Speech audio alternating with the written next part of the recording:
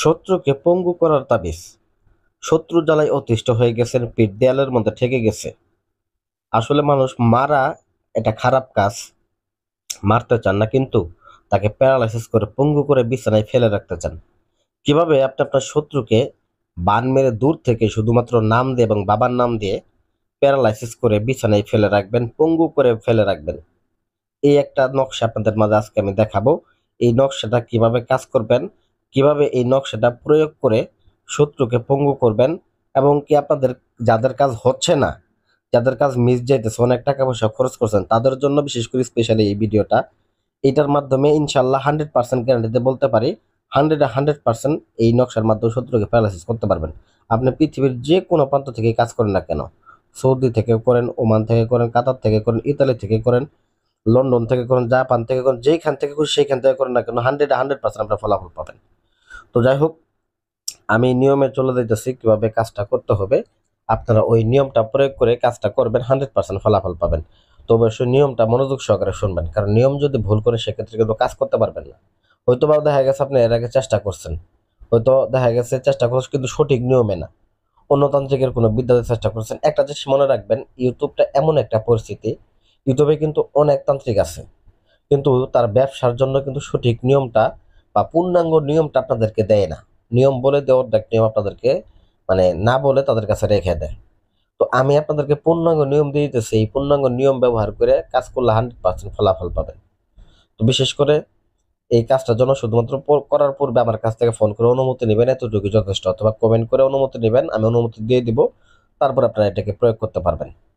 কারণ অনুমতি ছাড়া কোনো কাজ করলে কোনো কাজই হবে না, সারা জীবন কাজ করে যাবেন, কোনো কাজই হবে না। এগুলা কিন্তু ভুল, কারণ অনেকে কাজ করেন ঠিক আছে, তো ভাই কাজ তো হইতেছে না, কিন্তু যার কাজ তার কাছ থেকে কখনো অনুমতি নেন না, এই জিনিসগুলা কিন্তু ভুল।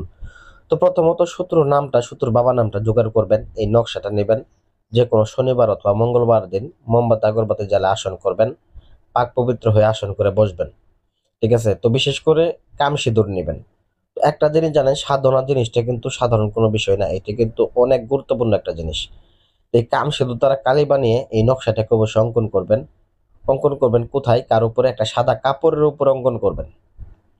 তো দুইটা নকশা অঙ্কন করবেন, দুইটা নকশার নিচেই শত্রুর নামটা, শত্রুর এক পাশে লিখবেন শত্রুর নাম, আর এক পাশে শত্রুর পিতার নামটা লিখে নেবেন। তো বিশেষ করে এইটা তিনটা অঙ্গের জন্য কাজ করবে, হাত, পা এবং কি মুখ, এই তিনটা অঙ্গের জন্য কাজ করবে। এক জবার বন্ধ হয়ে যাবে, পায়ে কাজ করবে না এবং হাতে কাজ করবে না, এক সাইডে। ঠিক আছে? এটা পূর্ণাঙ্গ হবে না, আমি যতটুকু হবে ততটুকু আপনাদের বলে দিলাম, কারণ আমার কাছে 2 নাম্বারের কোনো কথা নেই, কারণ আমার কাছে আমার বিদ্যাদের যা হবে আমি ততটুকুই বলে দেবো। তো যাই হোক, অতপর এইটাকে দুইটা নকশা অঙ্কন করে দুইটা তাবিজের মধ্যে ভরবেন, দুইটা তাবিজের মধ্যে ভরে তাবিজের মুখটা বন্ধ করে নেবেন। তো বিশেষ করে অতপর আপনার যে কাজটা হচ্ছে, এই ওই সময় যখন আপনি কাজ করবেন, কাজটার সময় হচ্ছে রাত্রে 11টা থেকে রাত্রে 2টার মধ্যে কাজটা করবেন, নিরিবিলি সময়। এবং যে শত্রুর জন্য কাজটা নকশাটা অঙ্কন করার সময় আপনার মধ্যে মনের মধ্যে রাগ রাখতে হবে, ব্যক্তির কথা স্মরণ রেখে নকশাটাকে অঙ্কন করতে হবে। তো একটা একটা তাবিজকে আপনি নিয়ে সরাসরি চলে যাবেন কবরস্থানে। কবরস্থানে গিয়ে দুইটা মানে কবরের মাঝখানে, এক কথায় বলতে গেলে জোড়া কবরের মাঝখানে একটা তাবিজকে আপনি পুঁতে দিয়ে চলে আসবেন, আর একটা তাবিজকে আপনার টয়লেটের মধ্যে আপনি ফেলে দিবেন। ব্যাস এতটুকুই কাজ। তবে যে তাবিজ দুইটার মধ্যে ভরবেন, ওই তাবিজ যেটা অবশ্যই 3 ধাতুর তাবিজ হইতে হবে, 3 ধাতুর তাবিজ বানিয়ে নেবেন। আর বিশেষ করে জানেন, যে সাধক বা যে সাধনা করে, ঠিক আছে, এই কাজটাকে করবে যে ব্যক্তি, ওই ব্যক্তির কানি আঙ্গুল থেকে, বাম হাতের কানি আঙ্গুল থেকে 1 ফোঁটা রক্ত ওই কাম সিঁদুরের সঙ্গে যে কালি দ্বারা অঙ্কন করবেন ওইখানে 1 ফোঁটা রক্ত ওইখানে মিশ্রিত করে দিতে হবে। দিয়ে তারপর আপনারা এটাকে প্রয়োগ করেন, দেখবেন 100% 24 ঘন্টা থেকে 3 দিনের মধ্যে শত্রু নিধন করতে পারবেন। শত্রু একেবারে প্যারালাইসিস হয়ে পঙ্গু হয়ে বিছানায় পড়ে থাকবে, সে দেখবে হাত, পা এবং কি মুখ তার কাজ করবে না। আপনি তার জ্বালায় যদি অতিষ্ঠ হয়ে থাকেন, পিঠ যদি দেয়ালে ঠেকে থাকে, আপনাকে গালাগালি করে বা মারধর করে আপনি নিজে দুনিয়াতে তার খেলা দেখতে পারবেন। সে কিভাবে শাস্তিতে ভোগে আপনি নিজের চোখ দিয়ে দেখতে পারবেন। তো আশা করি আমার ভিডিওটা ভালো লাগবে। এরকম ধরনের আরো ভিডিও পেতে চ্যানেলটা সাবস্ক্রাইব করে রাখবেন।